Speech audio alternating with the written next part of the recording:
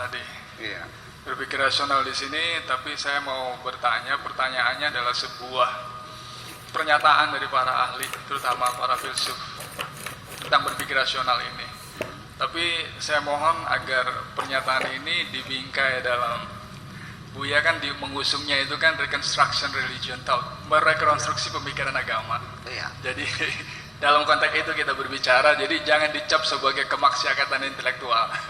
Karena mungkin agak miring pertanyaannya. Jadi gini katanya Buya, gue berpikir rasional itu memang konsumsinya orang-orang yang demokratis. Memang. Demokrasi sendiri adalah hasil permainan orang-orang yang rasional.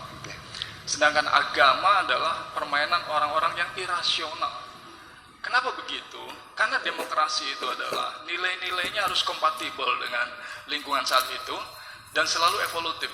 Sedangkan agama, saya interupsi dulu. Iya. Bagaimana kita bisa berpikir merdeka ketika kita hidup di tengah-tengah kediktatoran? Persis.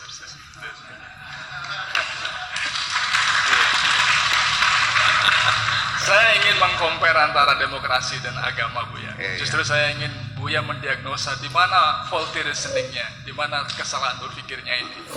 Jadi agama dan demokrasi sebenarnya tidak bisa dibesarkan, diternak di satu kandang yang sama. Kenapa? Nature-nya dia akan saling membunuh, paling tidak saling menguruskan. Kenapa? Karena agama adalah nilainya nilai primitivisasi, dia setback ke belakang. Sedangkan demokrasi adalah dia harus evolutif dan harus kompatibel dengan zamannya ini. Pertanyaannya dulu, benarkah hal seperti itu? Kalau saya uji, oke, kita uji di negara-negara yang memang demokrasinya sudah sempurna. Ternyata memang di sana gereja-gereja dijual, tempat ibadah jadi formalitas. Akhirnya saling membunuh. Nah, bisa nggak Buya menemukan korelasi perkawinan rasional antara demokrasi dan agama sehingga dia bisa harmonis? Karena kita masyarakat Indonesia sudah terlanjur terjebak berdemokrasi, ternyata kita juga sangat religius. Mangga Buya. Oke. Saya mendengar banyak orang mengatakan bahwa agama tidak mengajarkan demokrasi. Tetapi saya memberanikan diri untuk melawan pendapat itu. Agama Islam itu agama yang demokratis sebetulnya.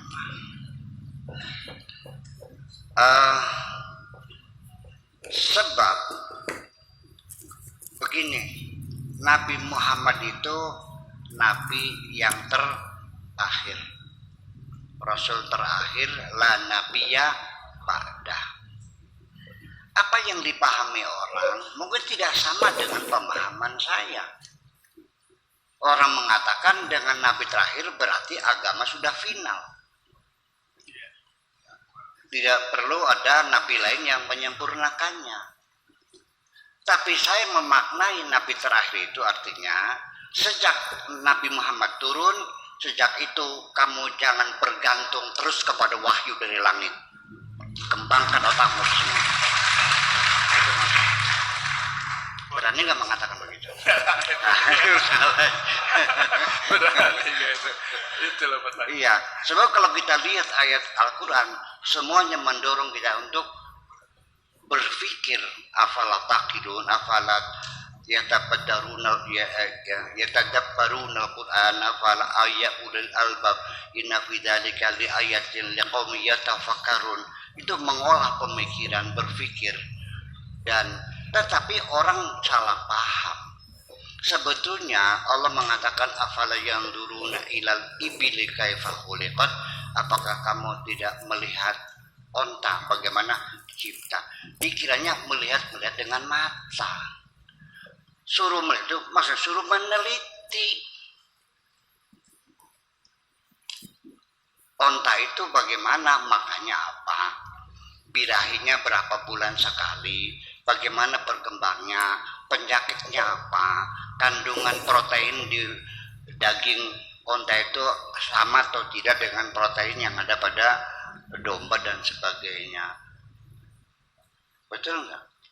Itu artinya dari sejak awal saja Iqra bismi rabbikal ladzi khalaq itu artinya Iqra, pelajarilah, bismi rabbika, atas nama Tuhanmu, seizin Tuhanmu engkau membaca.